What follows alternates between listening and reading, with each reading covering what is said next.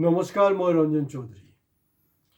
তিন গগৈৰ ফৰ্মুলা ক'বলৈ গ'লে 2021 পৰা আৰম্ভ হৈছে আৰু তিন গগৈৰ ফৰ্মুলা কাম নহ'ব বুলি সেইটো কিন্তু মানে বিজেপি দলে সদায় কৈ আহিছিলে আৰু এইটো আমি দেখিও আছিলোঁ। 2021 পিছত আকৌ 2024 কিন্তু তিন গগৈৰ সেই বিতৰ্ক এই কথাটো আহিলে।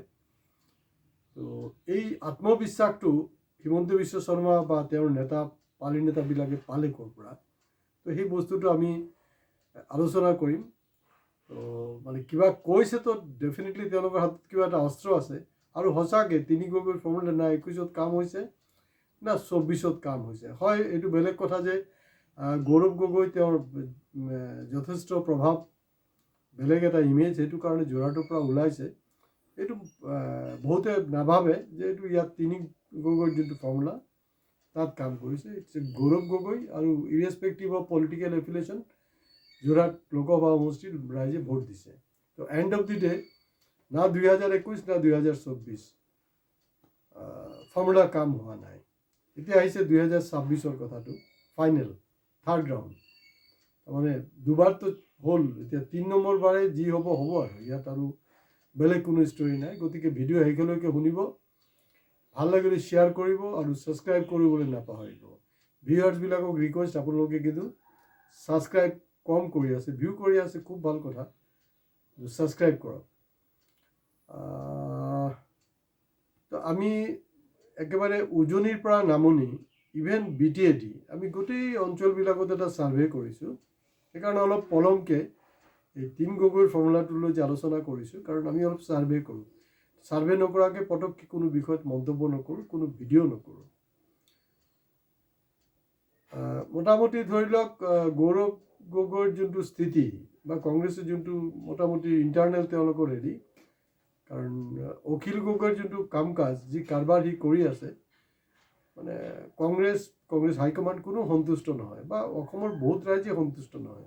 তেওঁৰ ভূমিকাক লৈ সন্দেহ আছে। তো ছাবস্ক্ৰাইব এইটো কাৰণে ক'বলৈ কৈ আছোঁ, কাৰণ অখিলৰ ওপৰত আমি অলৰেডি প্ৰায় 4-5টামান স্পেচিয়েল এপিছড কৰিছোঁ। সেইবিলাক চালে আপোনালোকে গম পাব। এতিয়া ভিতৰুৱা যোনটো এটা চুক্তি হৈছে, এই তথ্যটো আমাৰ হাতত আহি পাইছে। এইটো এই মুহূৰ্তলৈকে কোনো সেই বস্তুটো ফাদিল কৰা নাই আৰু আমি কৰি আছোঁ। আৰু সেইটো চাব 2026 মিলে না নিমিলে। যেতিয়া নিমিলে তেতিয়া আপোনালোকে ক'ব। কিন্তু আমাৰ হাতত ফৰ্মুলাটো আহি গৈছে, কি কথা নকথা। অখিল গগৈতো জানে সি মানে প্ৰতিবাদৰ নামত প্ৰতিবাদ কৰি থাকে, কাৰণ আজি ক'ব সি কোনো সমস্যাৰ সমাধান কৰা নাই। মইতো সদায় অখিল গগৈক চেলেঞ্জ কৰি থাকোঁ যে আপুনি এটা ইস্যু কওক যে অমুকটো আপুনি সমাধান কৰিছে বুলি, কিন্তু আপুনি কৰা নাই। উচ্ছেদ, আপুনি প্ৰথমতে উচ্ছেদৰ ফালে গ'ল, উচ্ছেদ, আৰু তাৰপিছত আপুনি গায়ব, কোনো খা খবৰ নাই। তাৰপিছত আপুনি গুচি গ'ল BTAD। তো BTADৰ মানুহবিলাকৰ লগত মই আলোচনা কৰিছোঁ, তাত দেখা গৈছে মানে অখিল দৰাচলতে যে বিজেপিক সহায় কৰাৰ কাৰণে তাত সি তাৰ এক্টিভিটিছবিলাক সি বঢ়াইছে। কাৰণ বড়ো মানুহে কিন্তু আপোনাৰ বা BTAD বড়োলেণ্ডত কিন্তু হেৰি অখিলৰ কোনো গ্ৰহণযোগ্যতা নাই। অলপ ভাল যেতিয়া তাত নতুনকৈ BTAD হৈছিলে, এছেম্বলি হৈছিলে, তেতিয়া অলপ ভাল কথা পাতিছিলে, কিন্তু এতিয়া তেওঁ ৰাইজে গম পাইছে আৰু খেলটোবিলাক কি হৈ আছে। তো ফৰ্মুলাটো এনেকুৱা, হিমন্ত বিশ্ব শৰ্মা অখিল গগৈক মই যে ইয়াৰ আগতো কৈছোঁ যে 2012 পৰা তেখেতক ইউজ কৰি আছে, সেইটো মই দাবী কৰি আছোঁ আৰু সেইটো প্ৰমাণো হৈছে। আৰু এতিয়া তেওঁৰ ফৰ্মুলাটো হ'ল, তেওঁৰ যদি 126টা সমষ্টিত কণ্টেষ্ট কৰাৰ ক্ষমতা আছে, 15 পৰা 20টা ছিট জিকিবলৈ ক্ষমতা আছে, তেতিয়াহ'লে মানে না কংগ্ৰেছৰ লগত যাবলৈ দৰকাৰ আছে, না ইমান মানে গৌৰৱ বা হেৰি মানে খোচামতি দৰকাৰ আছে, এইবিলাকৰতো প্ৰয়োজন নাই। এতিয়া দেখা গৈছে যে তাতো যাতে বিজেপি ছেপ্টেম্বৰৰ ইলেকশ্যনত যাতে আহিব পাৰে বা অহাৰতো সম্ভাৱনা নাই বুলি ক'ব পাৰে, কিন্তু তাত মোটামুটি এটা যদি স্ক'ৰ হয় সেইটো বিজেপিৰ কাৰণে সুবিধা, সেইটো বেলেগ আৰু কোনো কথা নাই। আৰু তাৰ কাৰণে তেখেতে তাত সম্পূৰ্ণ সহায় কৰি আছে। আৰু আপোনালোকে মন কৰিব, আমাৰ স্বনামধন্য হীৰেণ গোহাঁই ছাৰৰ উদ্যোগতো যেতিয়া মানে কেইবালানি আলোচনা হেৰি এটা ব্যৱস্থা কৰা হৈছে যাতে বিৰোধী ঐক্য একজোট হয়। তাত দেখা গৈছে সদায় কিন্তু জেংটো আপোনাৰ অখিলে লগায়, সেইটো বেলেগ ছাইডৰ পৰা নাহে। আৰম্ভণিটো জুই লগোৱাৰ কামটো কিন্তু সিয়ে কৰে। তো নেচাৰেলি আপুনি কাৰোবাক চৰ এটা মাৰিলে সিটো আপোনাক মানে চৰ না ঘুচা কিবা এটাতো ৰিয়েক্ট কৰিব ন। তো সেইটো প্ৰতিটা একশ্যনৰ এটা অপজিট ৰিয়েকশ্যন আছে। এই কাৰবাৰটো আপোনালোকে মন কৰিব যে কিন্তু সি আৰম্ভণিৰ পৰা, তাৰমানে হিমন্ত বিশ্ব শৰ্মা তেখেতক লগত চুক্তিটো সেইটোৱে যে কোনো পধ্যেই যাতে মানে এলায়েন্স নহয়, অপজিশ্যনৰ এলায়েন্সটো নহয়, তাৰ কাৰণে তুমি যি কৰিব লাগে চব কৰিব লাগিব, সেইটোৱে চুক্তি। আৰু এনেকুৱাও ছিটুৱেশ্যন হ'ব পাৰে যে তেওঁ হয়তো অকলে মানে খেলিব, মইতো বাৰে প্ৰতি দাবী কৰি আছোঁ, মানে কোনো ৰকম যদি আপোনাৰ কংগ্ৰেছক ট্ৰেপত পেলাব পাৰে, ট্ৰেপত পেলালে তেতিয়াহ'লে শিৱসাগৰ সমষ্টিটো তেওঁ ওলাই যাব। কিন্তু এলায়েন্স নহ'লে এইটো ইতিমধ্যে কিন্তু শিৱসাগৰৰ ৰাইজ বা কংগ্ৰেছে সেইটো গৌৰৱ গগৈ বিশেষকৈ দেৱব্ৰত শইকীয়াই গম পাইছে। তো সেইটো কাৰণে তেওঁৰ পৰা অলপ আঁতৰি থ'ব বিচাৰিছে, কাৰণ এলায়েন্সটো এই ধৰণে নহয়। আৰু কাৰণ তেওঁলোকৰ আমাৰ হাতত যেনেকৈ ৰিপৰ্ট আহিছে, ডেফিনেটলি তেওঁলোকৰ হাততো ইমান তথ্য নাই, কিন্তু নিশ্চিতভাৱে অলপ হ'লেও কিবা এটা আভাস পাইছে যে তাৰ লগত যোনটো এটা গোপন মিতিৰালি বা যি অলিখিত চুক্তি ইতিমধ্যে হৈছে, তাৰমানে তেওঁলোকৰ টাৰ্গেটেই হ'ল অখিলৰ যে কোনো মানে সি যেনে তেনে মানে সি খুব ভাল শুদ্ধ একেবাৰে বিপ্লৱী মানুহ, হাৱাই চপ্পলত ফুৰি থাকে, তেনেকুৱা এটা ভাৱমূৰ্তি সৃষ্টি কৰা।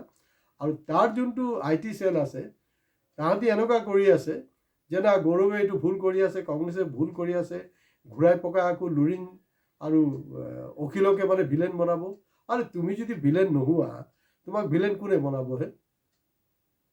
মানে কথাটো এনেকুৱা হৈছে যে গোসাঁই ঘৰত কোন নাই, মই কল খোৱা নাই। আৰে ভাই, তোক কোনে কৈছে? সুধিব পাৰে তো, কোনোবা মেকুৰী সোমাইছে হয়তো, তো কল খাইছ নাই খোৱা সেইটোতো কোৱা নাই নহয়। তো ভিলেন বনাব বিচাৰিছে। তো ভিলেন চিলেন কোনো কাকো নহয়, কাৰণ ভিলেন হ'লকে আপোনাৰ এক্টিভিটিছ।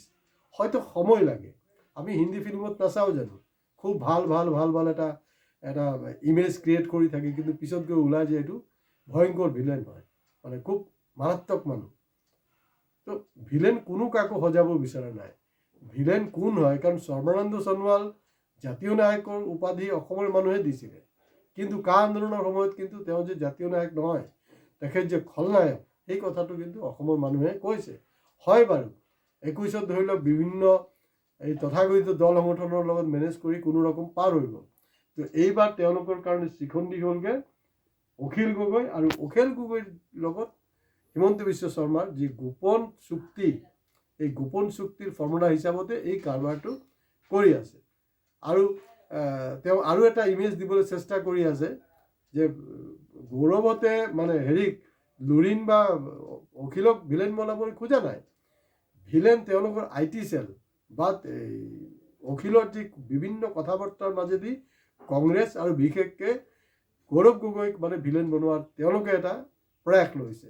কিন্তু সেইখনকে এই প্ৰয়াসটো মানে ৰাইজে নিশ্চিতভাৱে নস্যাৎ কৰিব, কাৰণ ইতিমধ্যে অসমৰ ভোটাৰ ৰাইজ কিন্তু সজাগ হৈছে। ভোটাৰ ৰাইজক ইমান আণ্ডাৰ এষ্টিমেট কৰাটো আপোনালোকৰ ভুল হ'ব। তো এইটো আপুনি আপোনাৰ ভাগত খেলক। আৰু এনেকুৱা এটা দৃশ্য হ'ব পাৰে, কিন্তু মই এইটোও কৈ দিছোঁ আপোনালোকক আগতীয়াকৈ, এইটো অসম্ভৱ নহয়। মানে কেনেবাকে যদি এইটো হ'ব নালাগে, কেনেবাকে হ'ব পাৰে, কাৰণ পলিটিক্সতো বহুত কিবা কিবি হৈ যায় ন। ৰাইজৰ দলে 10টাও যদি চিট পাই যায়, মানে জিকি যায় কিবা কাৰণত, জিকাৰ কোনো কাৰণেই নাই, কিবা কাৰণত মই ইফছ বুলি কৈ আছোঁ, তেতিয়া কিন্তু বিজেপিৰ লগত তেওঁলোকে এলায়েন্সতো আহি যাব। সেইটো তেওঁলোকৰ এটা ভিতৰুৱা কিন্তু এই কাৰবাৰটো আছে। এই দৃশ্যবিলাক আপোনালোকে 2026ত হয়তো দেখা পাব। গতিকে সজাগ সচেতন ৰাইজ যি আছে, আৰু কেতিয়াবা কি হয়, আমাৰ বুদ্ধিজীৱীবিলাকো কৈ আছে যে না এলায়েন্সটো হোৱা উচিত। আৰে বুদ্ধিজীৱীৰো কেতিয়াবা বুদ্ধিভ্ৰষ্ট হৈ যায়তো, হ'ব পাৰে তেওঁলোক স্বনামধন্য বুদ্ধি, জৰুৰী নহয়। বুদ্ধিজীৱী এটা বস্তু আৰু ৰাজনীতিটো হ'লগৈ বেলেগ বস্তু, আৰু গোটেই বুদ্ধিজীৱীয়ে ৰাজনীতিক কিন্তু নিয়ন্ত্ৰণ কৰিব নোৱাৰে। সেই কথাটো কিন্তু আমাৰ বুদ্ধিজীৱীসকলে জনা উচিত। গতিকে এইটোত আপোনালোকে মানে বিশেষকৈ বুদ্ধিজীৱীৰ এইটো মই ৰিকুৱেষ্ট কৰিছোঁ যে কেতিয়াবা বুদ্ধিজীৱীৰো কিন্তু বুদ্ধি ভ্ৰষ্ট হ'ব পাৰে। মানুহৰ ভুল হয়। তো গতিকে আপোনালোকেতো আৰু ভগৱান নহয়, আপোনালোকে মানুহ হয়। মইতো হয়তো সাধাৰণ মানুহ, আপুনি হয়তো বুদ্ধিজীৱী, কিন্তু আপোনাৰ যে বুদ্ধি ভ্ৰষ্ট নহ'ব বা হোৱা নাই তাৰ কোনো ধৰণৰ কিন্তু গেৰেণ্টি নাই।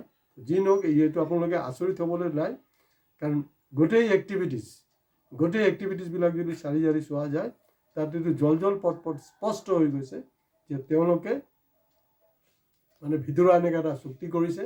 গতিকে ৩ গগৈৰ ফৰ্মুলাততো এটা গগৈ গ'ল। এতিয়া নিৰ্ভৰ কৰিছে যে লুৰিণজ্যোতি গগৈ আৰু গৌৰৱ গগৈ সঠিকভাৱে এডজাষ্টমেণ্টত আহিবনে নাই, আৰু লুৰিণজ্যোতি গগৈৰ তলৰো যোনটো অৱস্থা তাত তেওঁলোকে কেইটা চিট জিকিব সেইটোৰ লগত এডজাষ্ট কৰিহে তেওঁলোকে দাবী দাবাবিলাক কৰা উচিত। নহ'লে কিন্তু আকৌ একেটাই হ'ব, মানে খলনায়ক এতিয়া প্ৰমাণ হ'ল যে ইতিমধ্যে মানে আমাৰ সেই বিপ্লৱী গগৈ গম পাইছেতো, কাৰোবাৰতো আমাৰ ইউটিউবত কৈ আছে নহয়, তাক অখিলুদ্দিন বুলি কৈ আছে। কাৰণ মানুহটো মূৰ্খ নহয়। অখিলুদ্দিন কোনোবাই যদি লিখিছে কমেণ্ট বক্সত, সি কিন্তু হিন্দু মানুহ হয়, কোনো মুছলমানে লিখা নাই, হিন্দু মানুহে গম পাইছে, আহোম মানুহেও গম পাইছে।